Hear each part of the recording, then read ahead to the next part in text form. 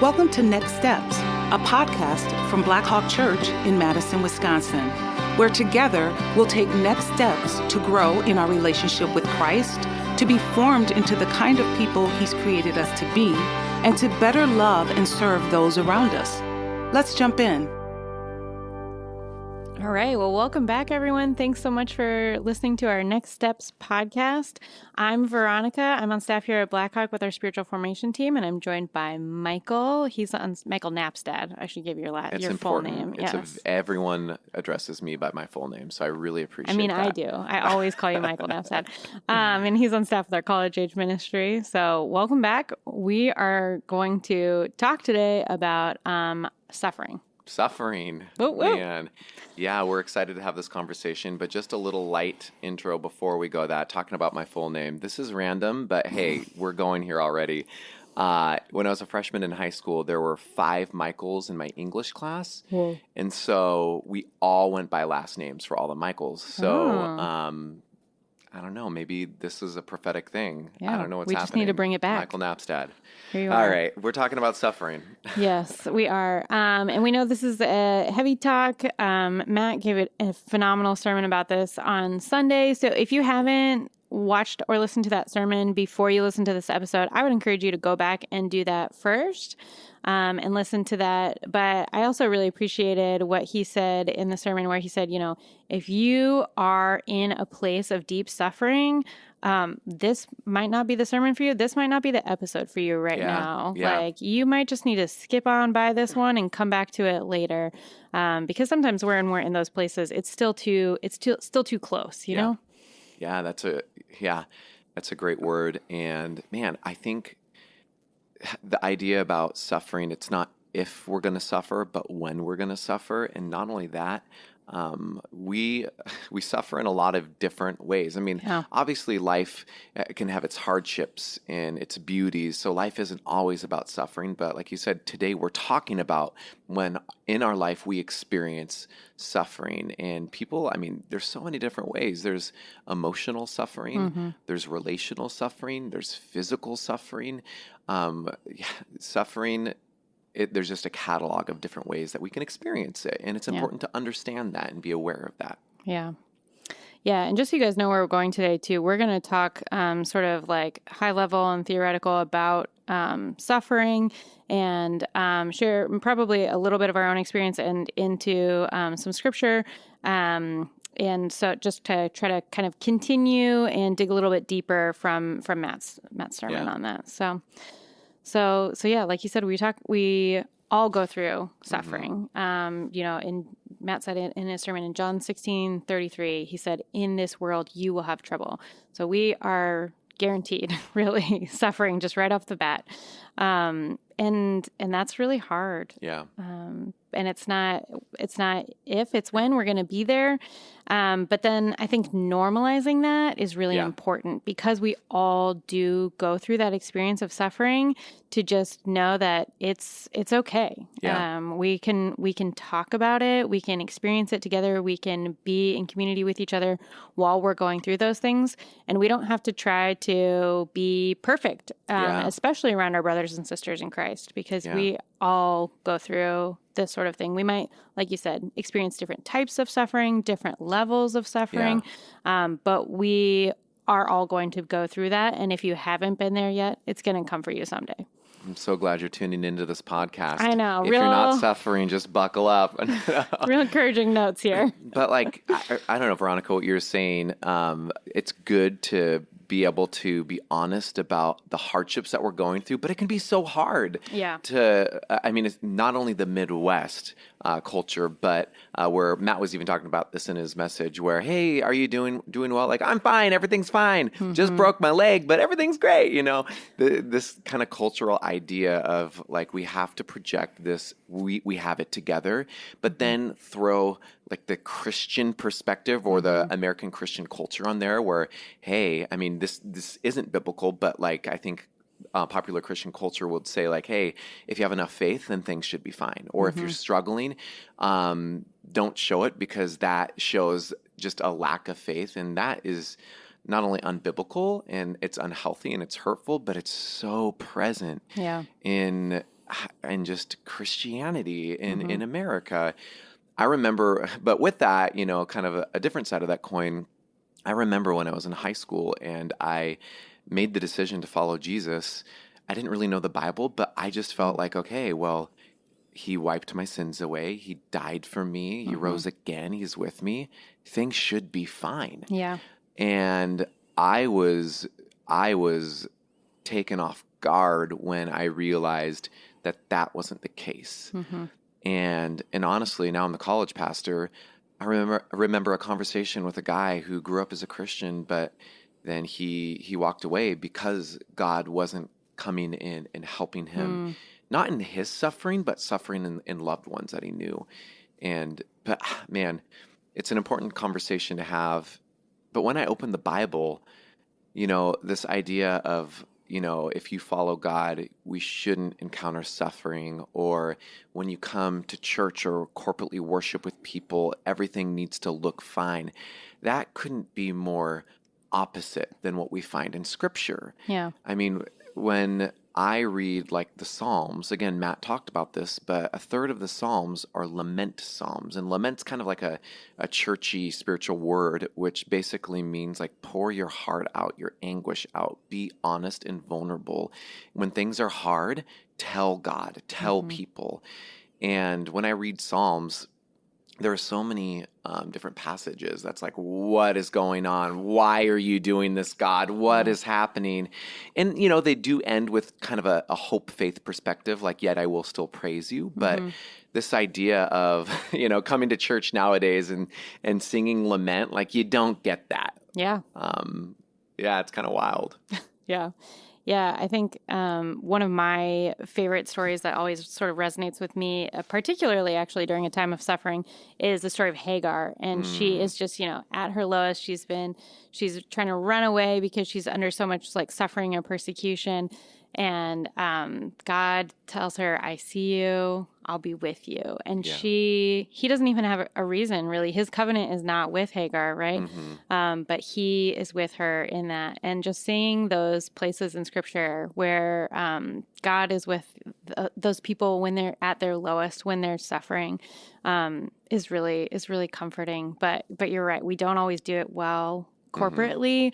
I think too, there's a lot of things that people say because they don't know what to say, Yeah, when sometimes it's like, don't say anything. Yes.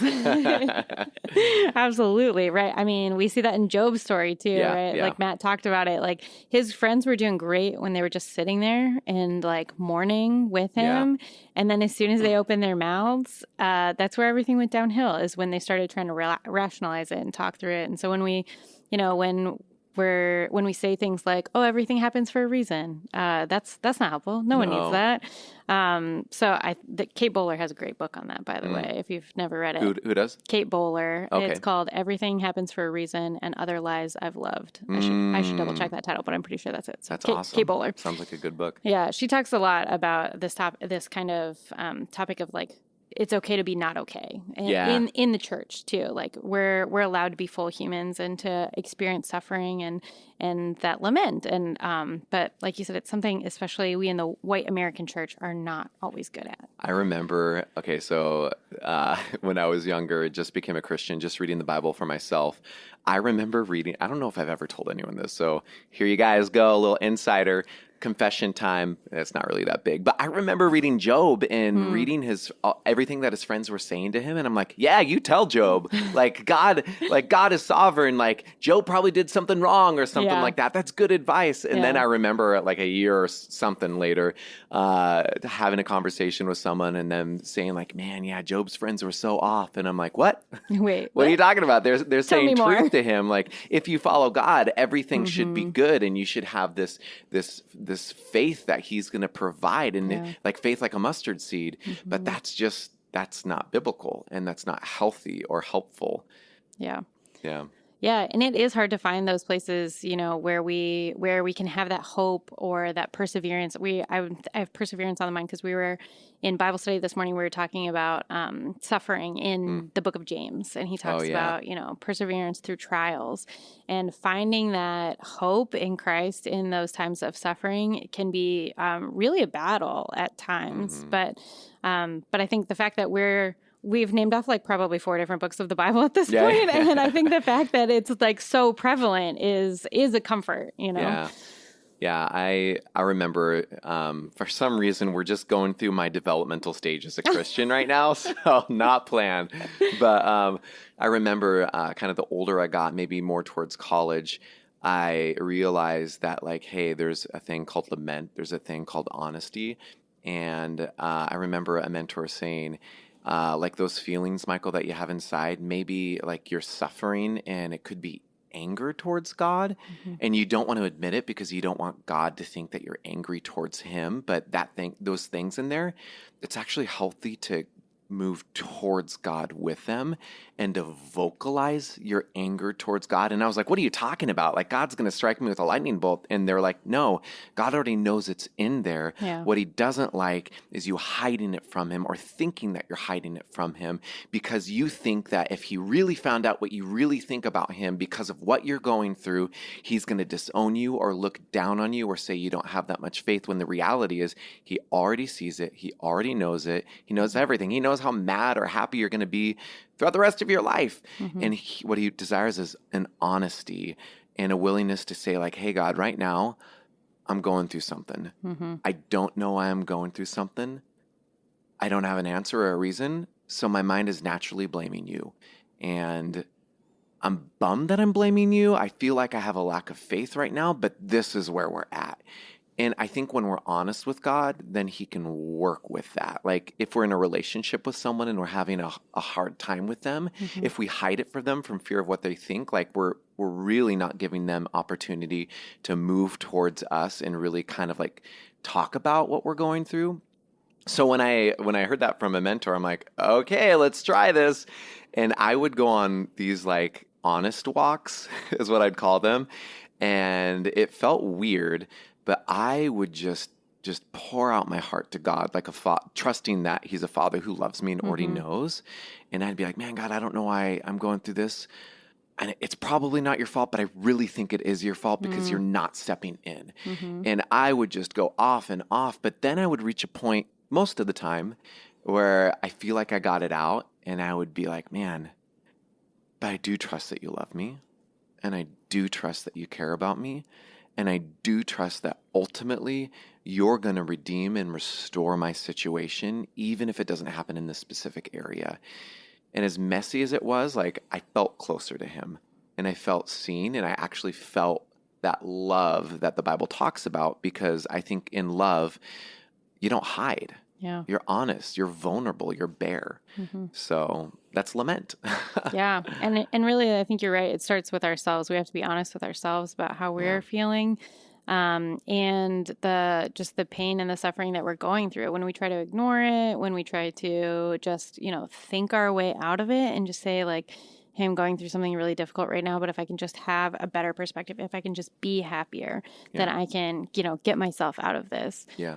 But God doesn't want that from us. He wants a real relationship with us, and he wants us to come to him in those moments when we're not sure, like where he's at in those moments, when we are mad at him for not acting, or maybe we're mad at him because we think that he did act and he caused our suffering, and or if we just feel like he's abandoned us or rejected us, like really God wants us to come to him in those moments. And I feel like in those moments, it requires more faith to move towards God and to say, hey, I'm suffering. Where are you? Yeah. Show up. Then to say, like, everything's going to be okay. Like, I can't, like, I have to be submissive and stuff like that. That doesn't require faith. Faith is saying, I'm going to be honest and vulnerable with you and trust that you still love me, and trust that there's space for me to be my full self. And I invite you, God, to be your full self towards me, and to know that there's love in that. Yeah.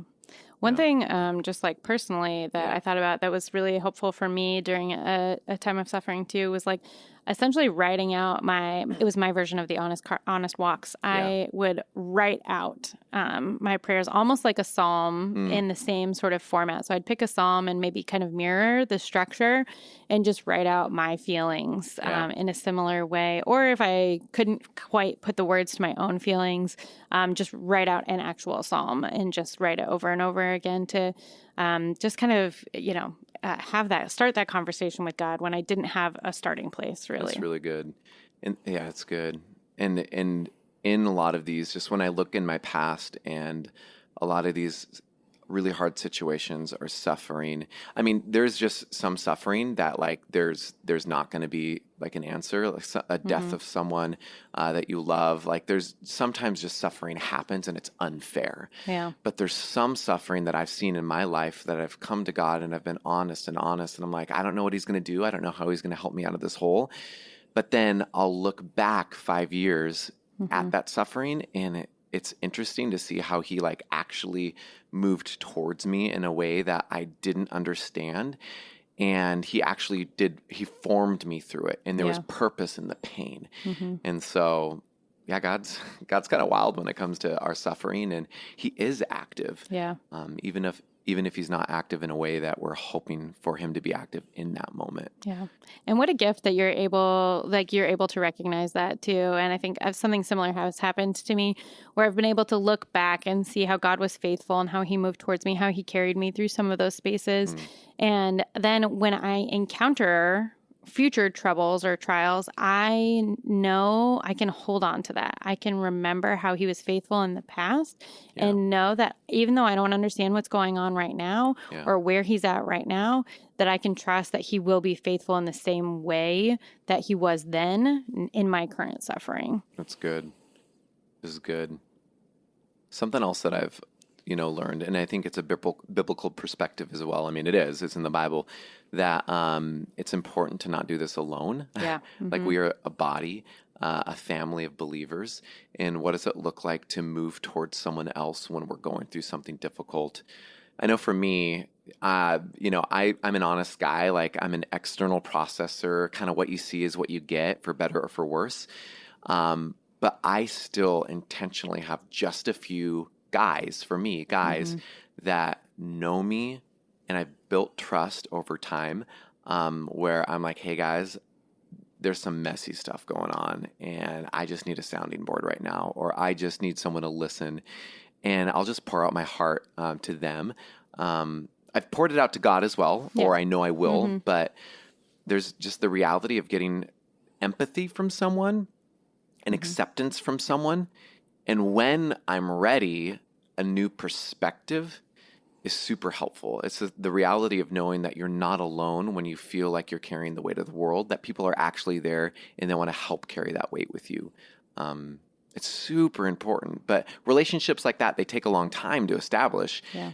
And so there's kind of relational work that needs to be done to get there, but it's so important. Yeah, I agree. They're tough relationships to build sometimes. And often they don't really come, I don't know if this is true for you, but I feel like sometimes they don't really come from where we're expecting, like I feel like I think of, I've got a couple of people like that in my life that I know. And when we met each other, it wasn't like, we are going to be lifelong best friends. Yeah, best friends we just forever. Become best friends. Yeah. But now, like, I can't imagine going through some of the things that I've been through without them by my side and without sharing that with them. And I think something that's important too, if you are married or partnered, I think it's really important to have somebody outside of your marriage that can function that way for you too. Like, obviously I talk to my husband. He is incredibly helpful and supportive during times of suffering. He provides great perspective too. But I think if you expect your spouse or your partner to carry all of the weight of your emotions all the time, it puts too much on them and too much on your relationship and your marriage to really be able to sustain. So I think having a safe person or two outside of your marriage to share those things with can be really helpful too. That's really good. My dog has heard a lot of suffering things from me. Poor Ollie. Poor little Ollie. He can handle it though. He's just a cute little guy. He just wants to listen and cuddle and eat treats and sleep. That's when I just want to eat treats and sleep when I feel a little sad too. Praise so Jesus. I get him. Praise Jesus. No. I want to say I'm joking, but I'm not. He's heard it all. Yeah. Anyways, shout out to you, Ollie. You don't speak English and you don't know what I'm saying. Let's move on. Okay, that's great. But with that, most churches, if not all, have some form of a way to join a group to talk about life, to talk about different things. In Blackhawk, we have community groups. Mm-hmm. And man, I'll be honest, just as been a Christian, I've been at different churches before Blackhawk, in different experiences. I've been a part of a community group, and I was very hopeful, but for some reason, it just didn't click. Yeah. And I just had to be like, I love you guys. It's not you, it's me kind of thing, you know? Mm-hmm. So much of like Christianity is like kind of dating. Like, it's not you, it's me. Like, we got I still want to be friends. But when you find a group, and no group's perfect, that where you kind of connect with people, there's trust built, you like these people, it's kind of powerful to be able to share different things that are going on in your life and know that people are there and they'll listen and they'll support. Yeah. Yeah, it's pretty phenomenal. Yeah. And, the reality is we're trying to model who God is to us. Like Jesus came down to be with us. That's where we get the word Emmanuel, God with us. That's what God's all about. He just wants to sit with us in whatever we're doing. And it reminds me of, there's this really great YouTube video from Brene Brown on empathy. And it really just kind of blew my mind when I first watched it. It's an older video, but listeners, if you haven't seen it, just kind of be a guy or girl who Googles Brene Brown, empathy. And a part of it, it's talking about someone going through a hard time. There's like cartoons showing it. But when someone's really kind of at the bottom, it shows this animal being, I think it's a bear, I think it is too. Okay, there you go. Being kind of in the bottom of this hole, this pit. And how someone is just on top of it saying like, hey, sorry that you're going through this, like do something different or whatever. I haven't listened to it in years. But, and that's not empathy. That's Job's friends saying this is what you should do. This is how you should think. Empathy is going down into the pit with someone, sitting next to them and saying, man, I don't know what it's like to experience what you're going through, but I'm here for you. I'm going to sit with you. And just sitting with someone. Yeah. Like the reality that you can be with someone to know that, like, if you're suffering in an area, Veronica, I'm not suffering in that area. I don't know what it's like, but I'm with you. Yeah. I'm not going to leave. If you need something, I'm here. It's so powerful to us because we were created from a communal God, the Trinity, and He is all about being with us. And Matt talked about just the importance of being with. It's so powerful. So if you're listening to this right now and you're going through something and you're not with someone in it, I don't know why. It's a super vulnerable thing to be with someone. It's so vulnerable. And I know you've perhaps, I know I have been rejected by someone when you chose vulnerability to be with them. But man, to take a step to be with someone in your suffering, man, it's the biggest leap that you can take towards healing that you'll ever experience, in my opinion. Yeah, I agree. I think God doesn't want us to be alone in those things. Like you said, He's a relational God. He is a triune God. And it's really when we get the chance to be with other people, when they're suffering, we get the opportunity to image Him that way. We get to participate in that with Him and with each other. And, we think about different passages in Scripture that are rejoice with those who rejoice and mourn with those who mourn. That's empathy, right? Mourning with those who mourn. It's to be there with them, to suffer with them. And that's really what God calls us to be in community with each other. And like you said, we have community groups for that. And it can be hard if you don't have that space. But we have other resources too at church. Yeah, what are some of those? Our care ministry offers a lot of resources. We have different groups like grief share, divorce care. We also have care partners that walk alongside people when they're going through difficult times. So you can find more information on our website for that. If you scroll down to the bottom and click Find Care, that's where you can fill out the contact form and get care if you're in need of any of those resources. And I would encourage anybody that's listening to this that thinks maybe they might be interested in something like that, but what they're going through isn't important enough or isn't doesn't cross the threshold of being enough to get care. I would encourage you to just do away with those notions that whatever you're going through, we want to be able to support you in that. So just reach 100%. out, and what you're going through is important, and we want to be able to support you in any way that we can. So that's so good. And I think if you do have those people in your life already, if you have a community group that you trust and that you're comfortable with, I think just sharing things with them is really helpful too.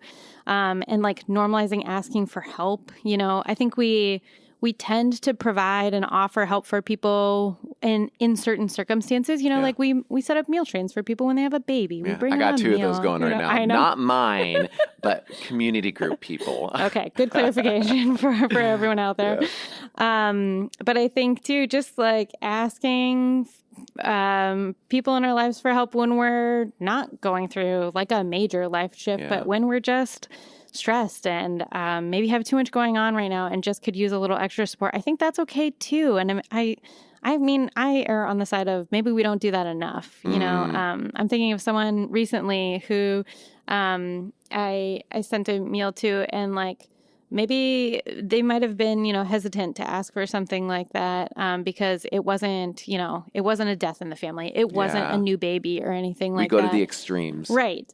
But it was still a time when they needed support. And I was just like, I jumped on it because I was like, I'm so glad that they're asking for help because I wish more people would do that. Because I think like our community would really show up for us if we just let them know. But if we're suffering on the inside and they don't know, then they can't help.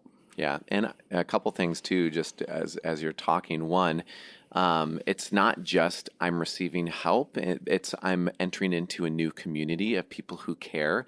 There's so many relationships that happen after people attend a divorce care, program, or after grief share, different things like that. Strong relationships happen. And two, I think the common thing is just hitting vulnerability. Like, man, I don't want to admit that I need help, and everyone in the room is going to see me and think like, man, I can't do it on my own. That's literally everyone in the group has thought that. And so you got a bunch of people who are like, I kind of don't want to be here, but I know I need to be here. And to just normalize vulnerability, normalize being a human, because it's not if we're going to need to join a group like this or need help, but when. Yeah. All of us. And, I'll just kind of share a little bit of my journey. Like, I was fortunate enough to have some really strong Christian leaders in my life and mentors, not only normalize counseling, but strongly encourage it.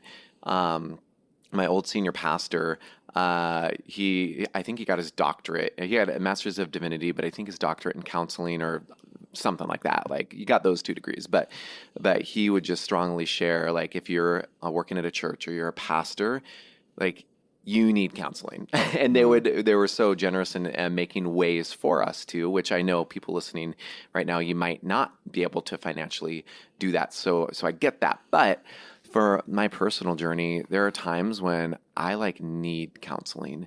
And there's times when I feel like I don't really need it, but it's good to talk with someone that is a professional, that has tools that I don't have, and just to listen. And so for me, I'm like a once-a-monther guy. Sometimes when things are really hard, I'll be like a twice-a-monther. But man, it's so encouraging and so helpful. And I remember when I was younger, in my 20s, I had, some people know my story, but I had a pretty harsh upbringing, and there was trauma involved that I didn't know I was carrying. And someone who was studying, getting their doctorate in counseling or something like that, was like, man, Michael, I think they're really close to me, and I was sharing stuff, and they're like, I think you need to see someone about trauma. And I was like, what? I was first like, what are you talking about? I'm good. Everything's great. But then I saw a counselor. They're like, yeah, you got some trauma in there. And I went through some trauma therapy, which I was like, I'm studying to be a pastor right now.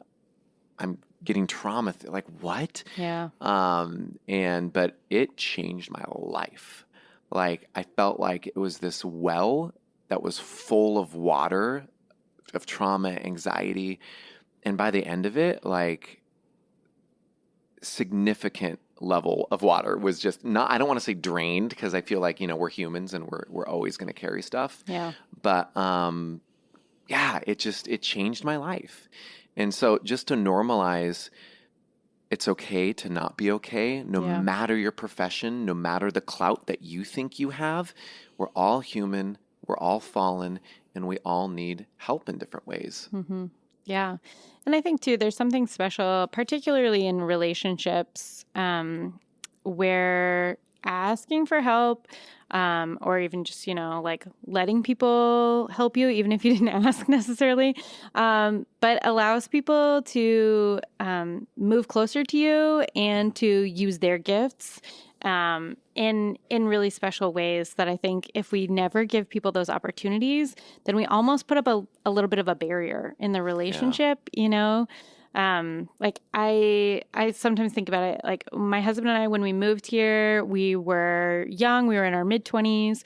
We have no family here, but we've stayed here for a long time. We've had our kids here, we've stayed here, but our family are states and states away.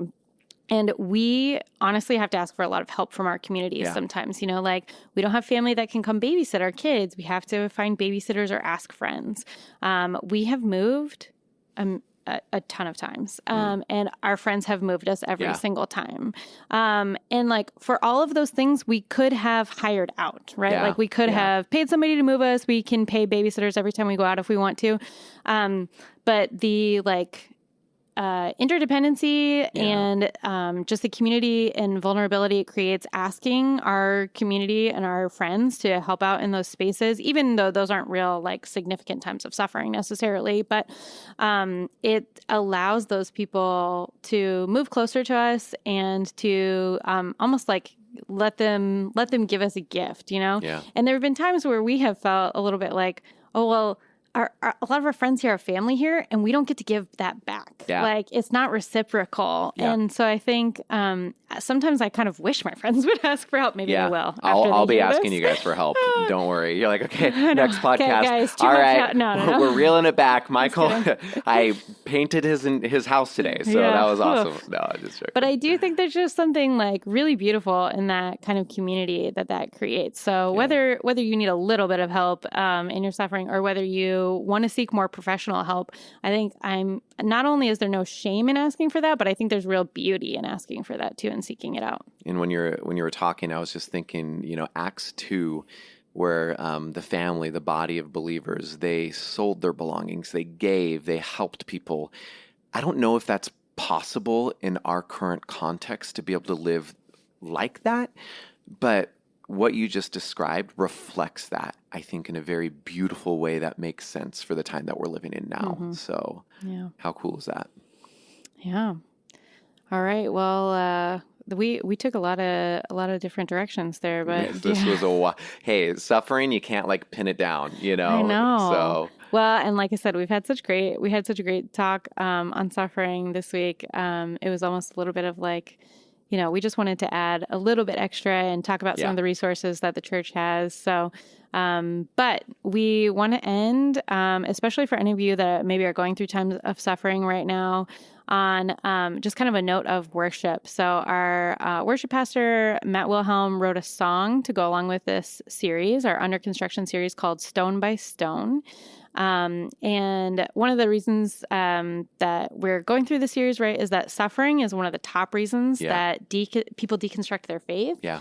And so this is a big one. So I want to invite you, like, if you're in that space really, really wrestle with it and give yourself some time.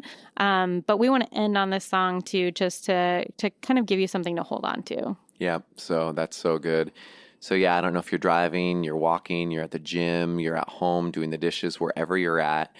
If you're able to maybe just pause for a couple minutes, I want to encourage you to do that and just listen to these words. And we just pray that God can speak to you in some way as these lyrics just kind of reverberate in your mind and heart. So with that, let's kick it to Matt.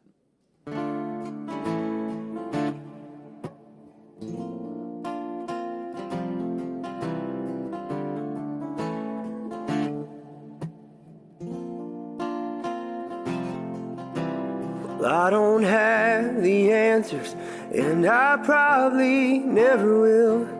If my faith is fallow ground, then let your spirit be the till. 'Cause you're present in discouragement, and you're present in my doubt. 'Cause you call me into mystery, not to have it all figured out. And brick by brick, stone by stone, tear down all the things I've known, and make way for a faith that's pure and right. So give me the ears to hear and eyes to see that you are walking through it with me. Oh, oh, oh, oh, oh, oh, oh.